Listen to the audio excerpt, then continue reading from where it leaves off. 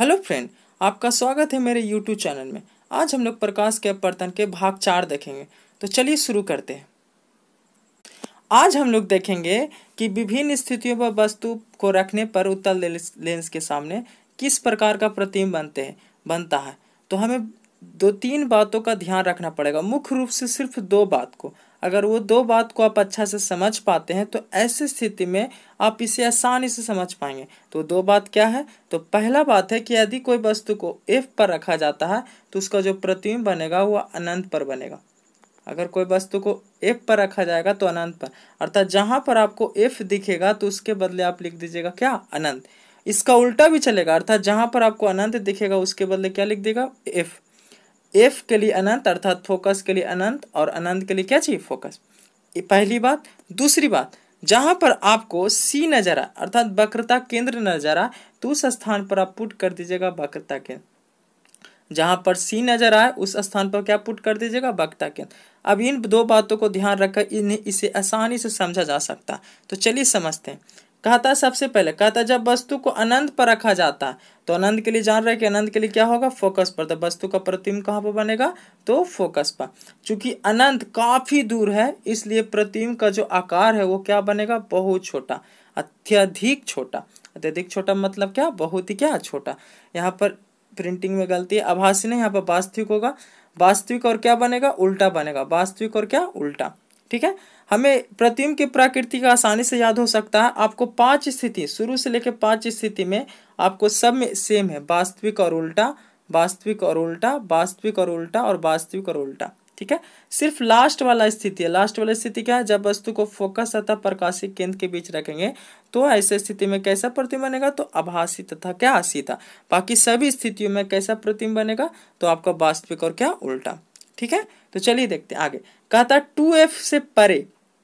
अब जहां पर परे दिख रहा है तो कैसे समझेंगे? तो देखिए आसान तरीके से समझाते हैं। 2F का मतलब होता है वक्रता केंद्र।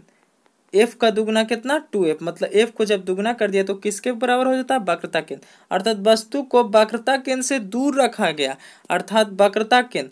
अगर वक्रता केंद्र से दूर रखेंगे मतलब इसका कहने का मतलब वक्रता केंद्र और अनंत के बीच है।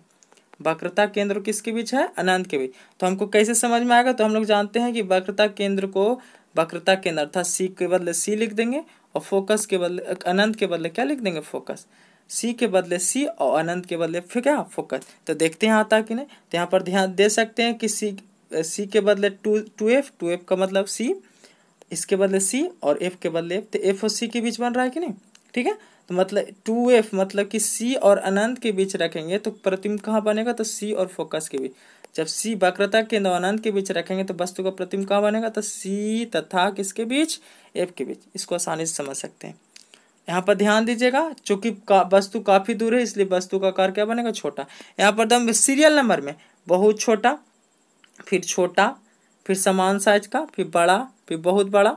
ऐसे ऐसे धीरे धीरे क्या हो रहा है? वस्तु का आकार बढ़, जैसे जैसे पास हो रहा है लेंस से जितना पास हो रहा है उसे उसे आकार इसका क्या हो रहा है? बढ़ रहा। जब वस्तु को 2F का रखेंगे तो 2F का मतलब क्या होता है? वक्रता केंद्र। 2F का मतलब क्या होता है? वक्रता केंद्र। तो जब वस्तु को वक्रता केंद्र पर रखेंगे तो जान रहे हैं कि C के बदले क्या लिखाएगा? C। तो ऐसे स्थिति में वस्तु का प्रतिबिंब भी कहाँ पर बनेगा? 2F पर। ठीक है। यहाँ पर F1 और F2 ये दर्शा रहा है कि देखिए लेंस में सभी चीज दो दो चीज होता है। F एक इधर भी होगा तो ये F1 काम कर दिया, F इधर होगा तो ये F2 काम कर दिया। वक्रता केंद्र भी दो को, मतलब C यहाँ पर है तो C1, यहाँ पर इधर है तो क्या? C2। तो इसलिए यहाँ पर F1 F2, इसमें कंफ्यूज मत होइएगा। ठीक है। जब वस्तु को F1 तथा 2F1 के बीच में रखा है तो F1 मतलब फोकस और 2F मतलब होता है वक्रता केंद्र। तो हम लोग जानते हैं कि F के लिए क्या हो जाएगा? अनंत हो जाएगा। ठीक है। और 2F C के लिए क्या होगा? C। अर्थात वस्तु का प्रतिबिंब कहाँ का बनेगा? तो अनंत तथा C के बीच।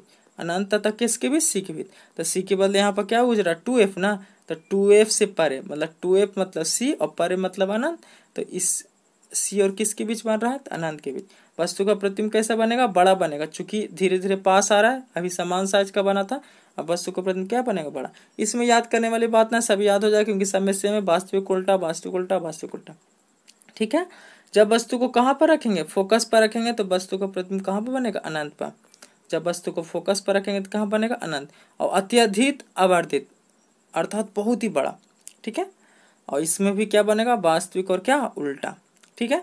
जब वस्तु को कहाँ पर रखेंगे, फोकस पर रखेंगे, तब माफ कीजिएगा, जब वस्तु को फोकस तथा प्रकाशीय केंद्र अर्थात ओ के बीच रखा जाएगा तो ऐसे स्थिति में वस्तु का प्रतिबिंब कहाँ बनेगा, तो लेंस की उसी और जिस वस्तु रखा हुआ है, देखिएगा ध्यान से, जब वस्तु को फोकस तथा प्रकाशीय केंद्र के बीच रखा जाएगा, प्रधान अक्ष के समांतर आती किरण किस पर मिलेगा, फोकस पर, ठीक है, और प्रकाशीय केंद्र ऐसे, तो ये पीछे मिलता है, यहाँ पर प्रतिबिंब बन रहा है। तो इसका मतलब ये लेंस के कहाँ, जिस और वस्तु रखा उसी और न बन रहा है, तो ही बताता है कि जिस और कहाँ क्या रखा हुआ, बीम, बीम मतलब क्या, वस्तु, उसी ओर बनेगा क्या, प्रतिबिंब। कैसा प्रतिबिंब बनेगा, बड़ा बनेगा, और इसमें सिर्फ उल्टा होता है, आभासी और क्या चीज सीधा। तो यहाँ पर एक इस बात से हम लोग यही गौर करेंगे कि उत्तल लेंस में दो प्रकार का प्रतिबिंब बनता है, आभासी प्रतिबिंब भी और साथ में साथ क्या, वास्तविक प्रतिबिंब। ये बातों को ध्यान रखेगा, ठीक है। तो ये था आपका उत्तल लेंस में किस प्रकार प्रतिबिंब बनता है। इसके अगले क्लास में आपको फिगर से समझाया जाएगा। तो मिलते हैं नेक्स्ट वीडियो में, ठीक है।